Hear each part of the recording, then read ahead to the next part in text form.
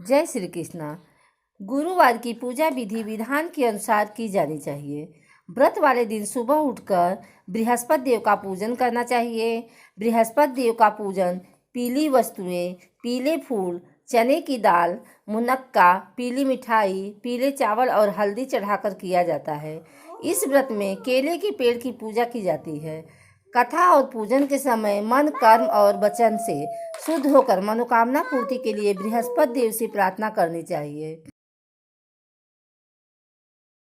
प्राचीन काल की बात है, किसी राज्य में एक बड़ा प्रतापी और दानी राजा राज करता था।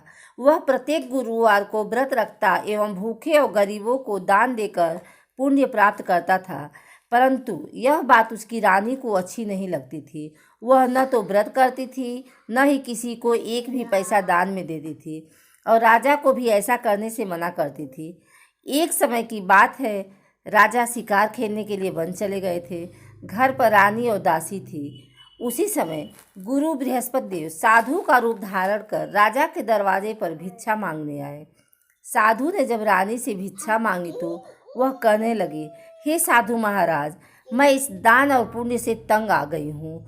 आप कोई ऐसा उपाय बताएं जिससे कि सारा धन नष्ट हो जाए और मैं आराम से रह सकूं। बृहस्पति देव ने कहा, हे देवी, तुम बड़ी विचित्र हो। संतान और धन से कोई दुखी होता है?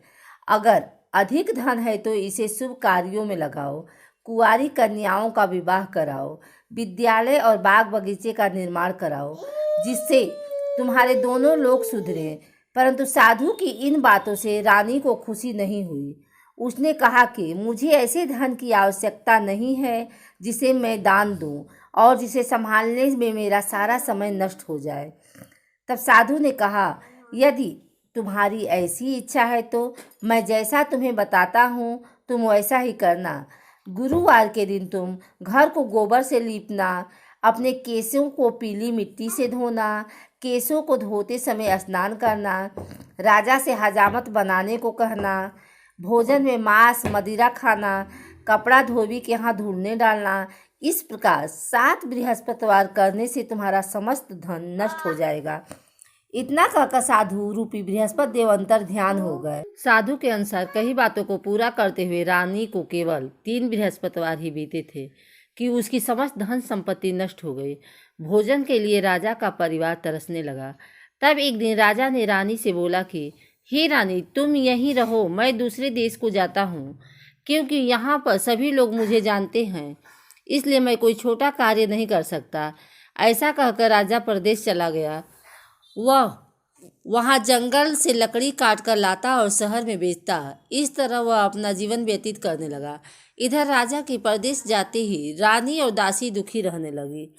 एक बार जब रानी और दासी को 7 दिन तक बिना भोजन के रहना पड़ा तो रानी ने अपनी दासी से कहा, हे दासी, पास ही के नगर में मेरी बहन रहती है, वह बड़ी धनवान है। तू उसके पास जा और कुछ ले आ, ताकि थोड़ी बहुत गुजर बसर हो जाए। दासी रानी की बहन के पास गए। उस दिन गुरुवार था और रानी की बहन उस समय बृहस्पतिवार व्रत की कथा सुन रही थी। दासी ने रानी की बहन को अपनी रानी का संदेश दिया, लेकिन रानी की बड़ी बहन ने कोई उत्तर नहीं दिया।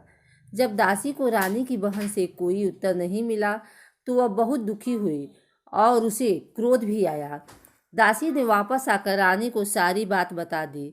सुनकर रानी ने अपने भाग्य को कोसा। उधर रानी की बहन ने सोचा कि मेरी बहन की दासी आई थी, परंतु मैं उससे नहीं बोली, इससे वह बहुत दुखी हुई होगी। कथा सुनकर और पूजन समाप्त करके वह अपनी बहन के घर आई और कहने लगी, हे बहन, मैं बृहस्पतिवार का व्रत कर रही थी। तुम्हारी दासी मेरे घर आई थी, परंतु जब तक कथा होती है तब तक न तो उठते हैं और न ही बोलते हैं, इसलिए मैं नहीं बोली। कहो दासी क्यों गई थी? रानी बोली, बहन, तुमसे क्या छिपाऊं, हमारे घर में खाने तक को अनाज नहीं था। ऐसा कहते कहते रानी की आंखें भर आई। उसने दासी समेत पिछले 7 दिनों से भूखे रहने तक की बात अपनी बहन को विस्तार पूर्वक सुना दी। रानी की बहन बोली, देखो बहन, भगवान बृहस्पति देव सबकी मनोकामना को पूर्ण करते हैं। देखो, शायद तुम्हारे घर में अनाज रखा हो।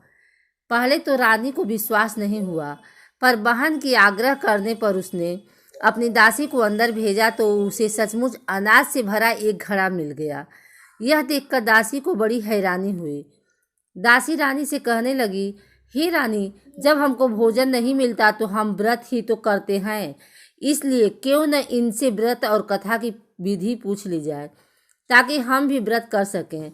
तब रानी ने अपनी बहन से बृहस्पतिवार व्रत के बारे में पूछा। उसकी बहन ने बताया, बृहस्पतिवार के व्रत में चने की दाल और मुनक्का से विष्णु भगवान का केले की जड़ में पूजन करें तथा दीपक जलाएं। व्रत कथा सुनें और पीला भोजन ही करें, इससे बृहस्पति देव प्रसन्न होते हैं। व्रत और पूजन विधि बताकर रानी की बहन अपने घर को लौट गई।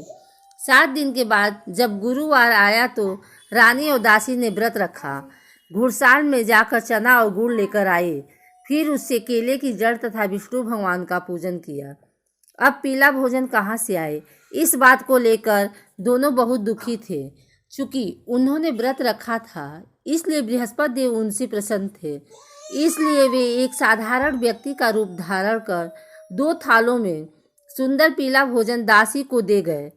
भोजन पाकर दासी प्रसन्न हुई और फिर रानी के साथ मिलकर भोजन ग्रहण किया। उसके बाद वे सभी गुरुवार को व्रत और पूजन करने लगे। बृहस्पति भगवान की कृपा से उनके पास फिर से धन संपत्ति आ गई, परंतु रानी फिर से पहले की तरह आलस्य करने लगी। तब दासी बोली, देखो रानी, तुम पहले भी इस प्रकार आलस्य करती थी, तुम्हें धन रखने में कष्ट होता था, इस कारण सभी धन नष्ट हो गया, और अब जब भगवान बृहस्पति की कृपा से धन मिला है तो तुम्हें फिर से आलस्य होता है।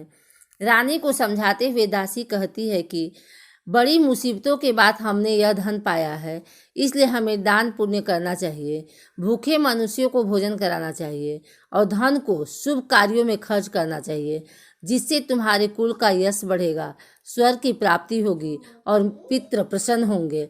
दासी की बात मानकर रानी अपना धन शुभ कार्यों में खर्च करने लगी, जिससे पूरे नगर में उसका यश फैलने लगा। बृहस्पतिवार व्रत कथा के बाद श्रद्धा के साथ आरती की जानी चाहिए। इसके बाद प्रसाद बांटकर उसे ग्रहण करना चाहिए।